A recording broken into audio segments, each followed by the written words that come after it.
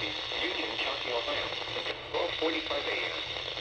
At 11:49 p.m., a severe thunderstorm was located near Jackson Center, moving southeast at 45 miles an hour.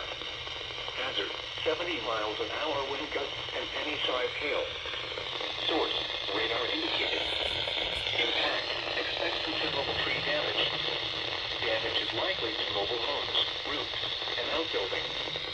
Locations impacted include Marysville, Sydney, Belle Fountain, Urbana, Kenton, Richwood, St. Paris, Newport, West Liberty, Mechanicsburg, North Lewisburg, DeGrasse, West Mansfield, Harding, Northwood, Milford Center, Quincy, Mount Victory, Rushville, and Ridgeway.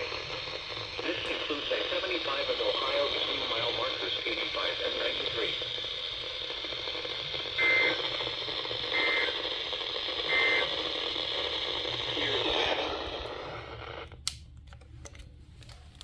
Alright, I'm gonna take a crapshoot since